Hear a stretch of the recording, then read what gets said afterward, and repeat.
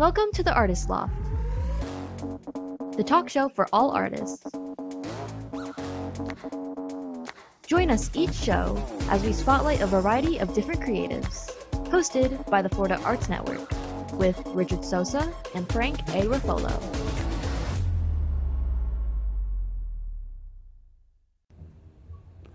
Hey, everybody. Yeah, we're coming to you from the couch today. Yeah, I know, right? Well, they kind of moved Sort of us to couch. these- yeah, sort of couch. I guess if you put them together and sewed them together, it'd be a couch. But really, really comfy chairs. Maybe we should get them to put them up there next time. You know, that'd be nice. Yeah, why not? Yeah. So anyway, I'm Richard Sosa. Frank Ruffolo. Frank Ruffolo, and we are back with you for another episode of The Artist Loft, brought to you by Florida Arts Network. Yeah, so we are a 501c3 nonprofit. We have two main goals. One is to introduce kids to the arts, all the arts, singing, dancing, writing, acting, all this stuff. And the other one is celebrating the artists that are already doing it. I had the opportunity to go to the closing event for the Flow Film Festival this past Monday, which was absolutely amazing. We have a relationship with them. I'm on their board of directors. The president is on our board of directors. And we were able to do a world premiere for this film. It's a Vietnamese film, filmed strictly in the U.S. They have their official opening in LA is going to be on the 21st, and on the 26th they're going to open up in 65 theaters around the country to start. And we're really, really excited about that. And in fact, we have the trailer for it. So let's go ahead and play that now. I'm not used to having the the TVs over to the side. So anh muốn nói chuyện với cô ca sĩ mới. Có một nỗi buồn bí ẩn nào đó trong giọng hát của cô gái này. Lạ lắm. Giọng cô ta không thể nhầm lẫn với bất cứ giọng một ai khác. Ngoài phố mùa đông, đôi môi em là đốm lửa hồng. Ủa? Cô gái này là ai vậy? Dù đời đi Cô ấy tên là Thảo. cho ta nương nhờ lúc thở than.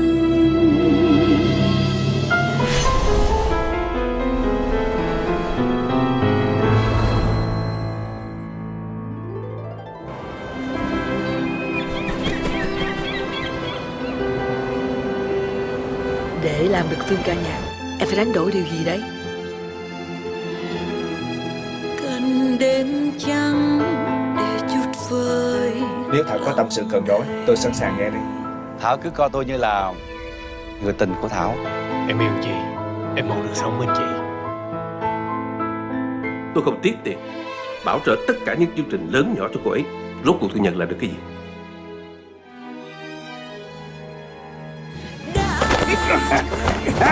Tất cả những gì các người gây ra chưa đủ hay sao? Đừng bao giờ tới đây nữa. Tôi nhắc ông lần cuối, ông đừng biến thành Thảo, nàng thơ của tôi, trở thành xấu xí và tầm thường như vậy. Anh có thể yên tâm, vì nàng thơ của anh đã tìm được người đàn ông có thể lo cho cô ấy tất cả mọi thứ. Mọi quyết định của em toàn đúng, cái đó mới là vấn đề đó. Đừng có to tiếng với em. Chúng ta đều là những kẻ đáng thương trong tình yêu. Em sẽ không cho ai cướp đi tất cả những gì thuộc về em. Đừng bao giờ để con tim mình bị tổn thương. Nói em vào anh chiếc hôn nồng. Nói em vào anh chiếc hôn nồng.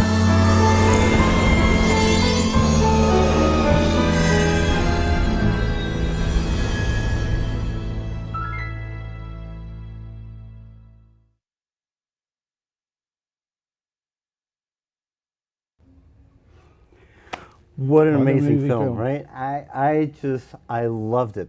I thought the camera work was amazing. The lighting, great. The editing, the sound, it was absolutely phenomenal. And what's funny is that, I don't speak Vietnamese, right? And they had the subtitles, but the way the movie is done, it draws you in. You know what's going on, even if you don't read all the text. It's the subtitles. I mean, it's absolutely amazing, and it's going to be in theater. It's going to come out in theaters on the 29th, and then eventually it's going to open up in Vietnam, and then in India. So go to www.afragileflower.com for more information. And the executive producer that did this, Jacqueline, oh my gosh, absolutely amazing. Absolutely amazing. So, anyway, so that's the kind of stuff that we wanna promote. You know. So, without any further ado, yes, I'd like to introduce to Heidi Hess, our guest tonight. She's a extraordinary author, entrepreneur. She's the originator and creator of the Read It, Write It festivals. That's going to be in Wellington this June. So, yes. Heidi. Yeah. Hey, thanks for having me on. Gosh, you know, I'm still thinking about that trailer for The Fragile Flower. That looks like it's such an intriguing movie. Yeah, that'll be really interesting. It probably will be an independent film, movie theaters across Palm Beach County, probably, right? Is that where we can see it? Well, it's going into some of the big theaters. Oh, nice. Yeah. Okay. All right. So it's limited right now to 65 theaters in the U.S. They're waiting for one more thing, and they're going to expand their reach before they go to Vietnam. That's wonderful. Yeah, it's great. It's wonderful to see independent authors, independent artists, independent films go ahead and reach a wider audience, and to have the support of your organization. But also, so I'm the promoter for Read It, Write It Book and Writing Festival. We are in Wellington. We're going to be at the Wellington Green Mall. It's our 3rd year. And when I created Read It, Write It, my aim was to increase literacy across Palm Beach County, get people excited about reading again, and more importantly, get independent authors, independent artists, independent authors in touch with local readers. And that was my aim for that. So really excited this year. I have 2 things to announce. So we are pairing with Feeding South Florida. To go ahead and to do a raffle, and the proceeds for that will go towards helping the organization. So we're really excited about that. I want to talk to you guys about your organization too. And also we're going to be doing a writing contest, so one for middle school to high school age. And then fantastic. Also for adults. That's what we're about. Yeah. Yeah. Oh, absolutely. Yeah. So we're going to be looking for some judges. Hint, hint. Hint, hint. Hint, hint. Wink, wink. Wink, wink. Hint, hint. Wink, wink. I got no problem. I'll be a judge. That's wonderful. There you go. So we're very excited. We just went ahead and added about 6 more tables. And Read It, Write It Book and Writing Festival is just growing. It's just growing leaps and bounds, and I'm so grateful. I'm so grateful to be doing this. And I'm very, very excited. I think Palm Beach County is a great place to be for the arts. Lots of support here, and there's lots of people that appreciate the arts. Right, and the Wellington Mall is a really nice venue. It's a nice venue, and the people that run the event, the people that work for the mall, are fantastic. They are just amazing people. Rochelle. Yeah. You know what? That makes it so much easier. Oh, it makes all the difference. It really does. I called Rochelle the other day. Rochelle, she's the marketing director there, and I said, Rochelle, this is what's happening, and she just talked me through it. But she has been just amazing across the board, and they're partnering with the Buzz Agency, and I'm sure you know the Buzz Agency. The Buzz Agency is a agency that you don't know. No, they do a lot of the local events, like public relations, and but they partnered with the Wellington Green Mall, so I'm hoping, fingers crossed, that they'll be working with the Wellington Green Mall again to help get the word out for Read It, Write It. So. Got it. So in addition create to that, the buzz. Right, create the buzz. Exactly, exactly. And they're a fantastic group of women. They really are. They're just great. I enjoyed working with them last year. We will publish it on. We will promote it on our website. I'll promote it on my web and on our Facebook and everything else. So fantastic, And you're promoting it here, so it'll be promoted in our show. Right. So tell us about your books. You have 2 short story books. I do. So I love short stories.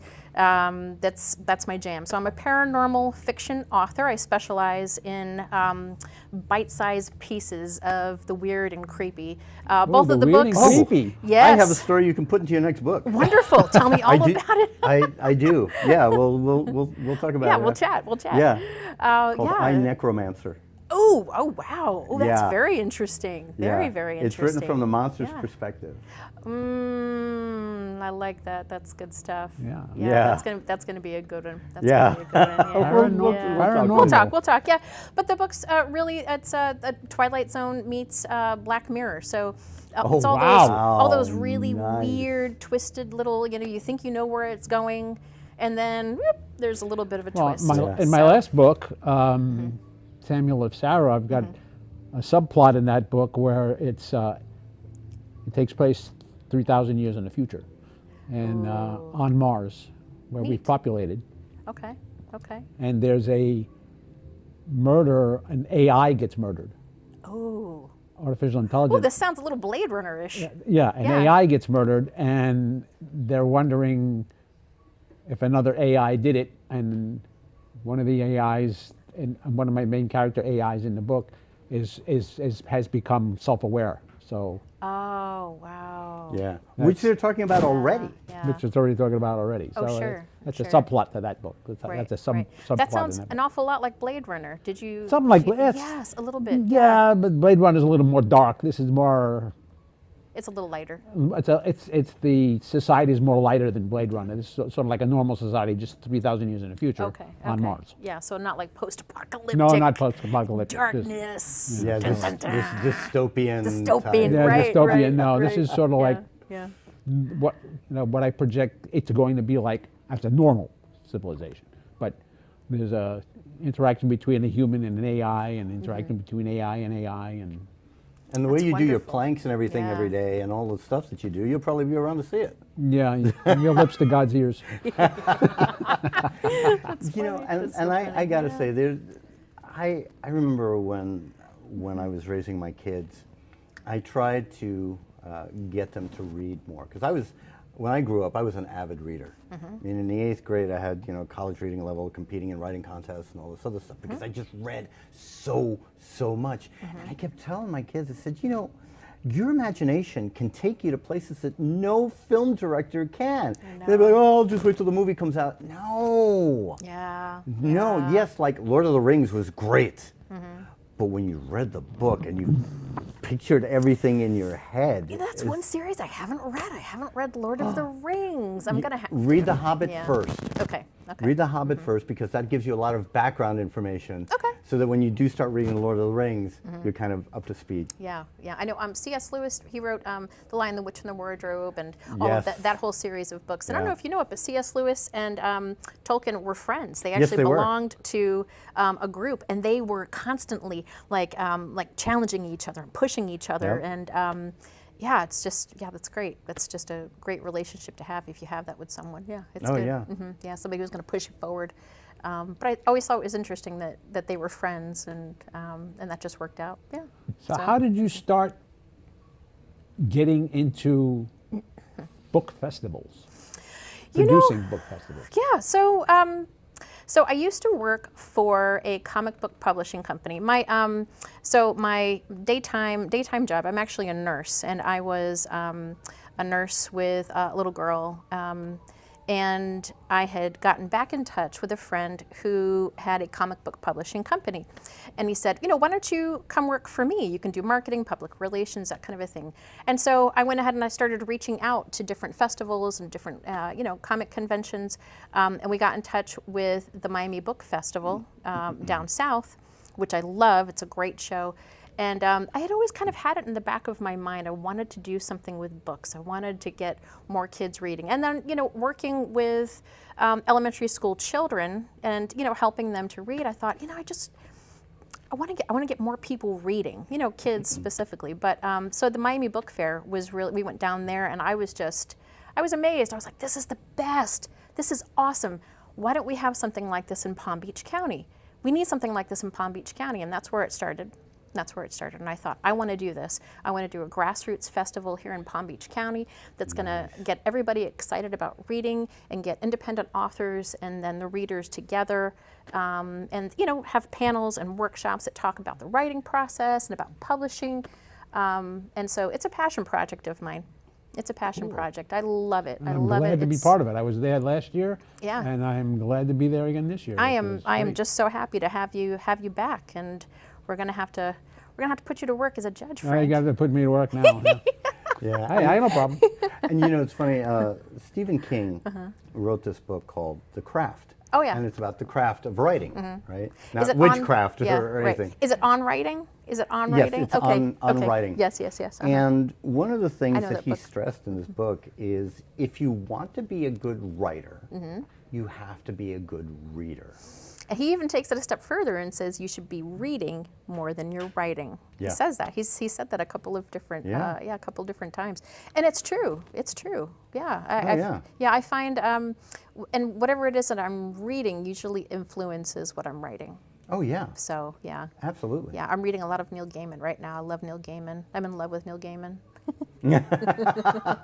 Okay, don't get all fangirly on us. Oh, he's the best. I love Neil Gaiman. He's so awesome. No, he's great. He has a short story. It reminded me what you were talking about with the AI and how there's an AI murder, that kind of a thing. He has a short story in it's an anthology. It's a collection of his short stories and little excerpts from different novels. But it's two angels, and they're in heaven. And the angel is telling this other person about how the two angels are up there and one murders the other. It's a whole thing. But it's a great story. It was probably one of the best short stories I've ever read. It was awesome. It was great. I love Neil Gaiman. Yeah. So, yes. All right. We have to take a quick commercial break. Okay. Yep, and we'll be right back with Heidi and more books. Yay. Yep. Frank A. Ruffalo, a renowned author and screenwriter. Best known for books such as 10048, Blue Falcon, Memoir of a Soldier, and his latest Samuel of Sarah. Check out his website at frankaruffalo.com or buy his books on Amazon.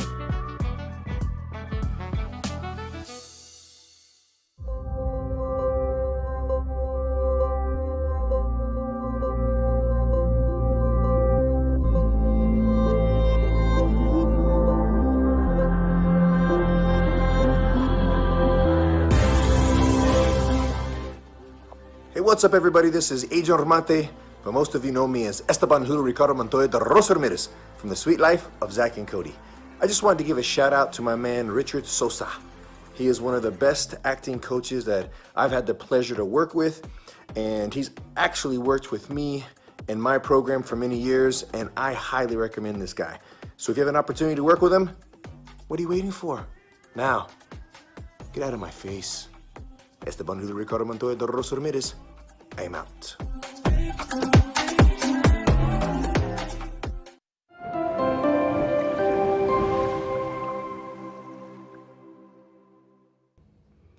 And we're back. Yes. So I keep wanting to say, like, what was that show?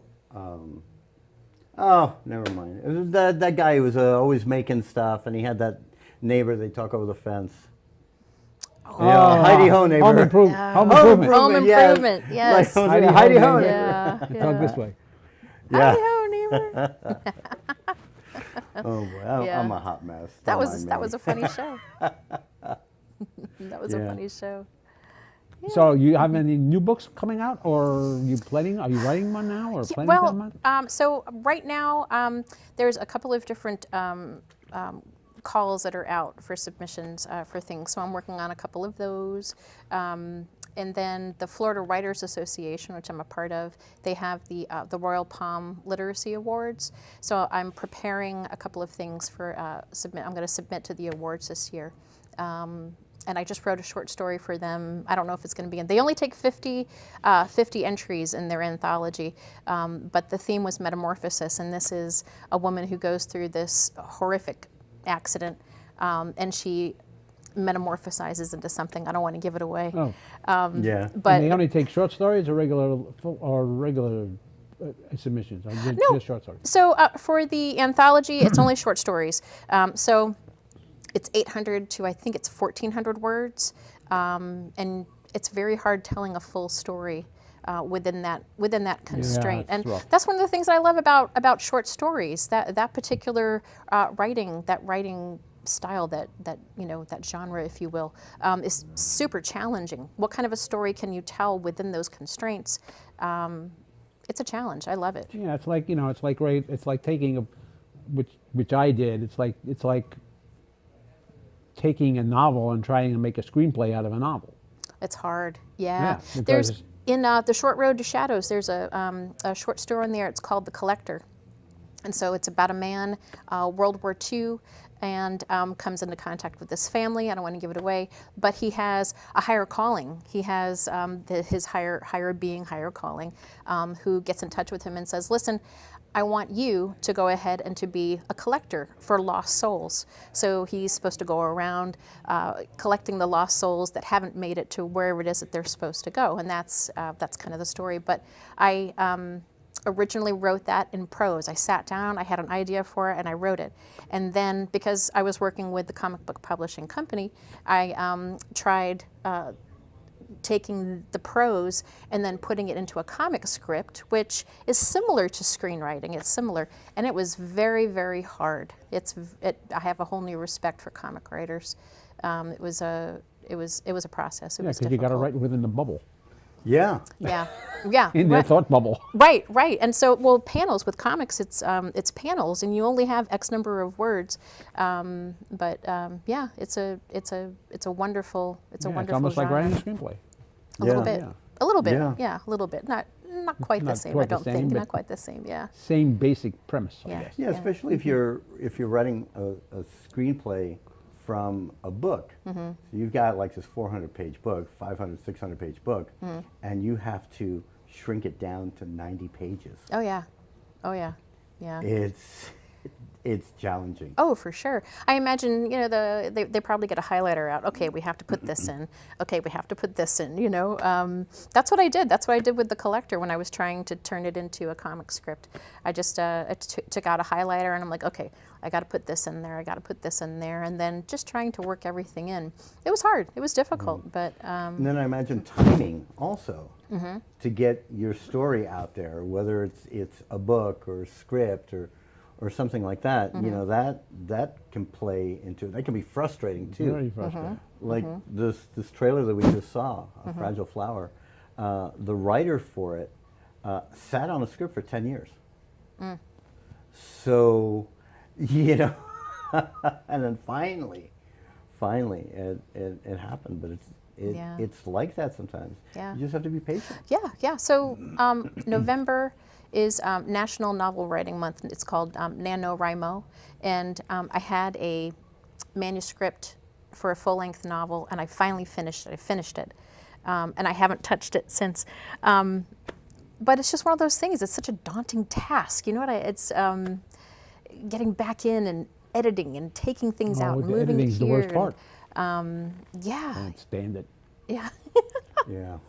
It was painful. No, it. this was painful. It was painful. It was a painful process, and I'm a discovery writer, so sometimes I know where things are going, and sometimes I don't. Yeah, well, so, people ask me, how long does it take you to write a book? I said, well, it takes me, a full-length novel may take me 5 weeks to write. Right. And I said, but it takes about a year to edit it.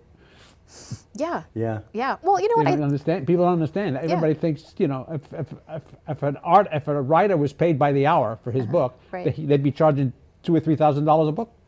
True.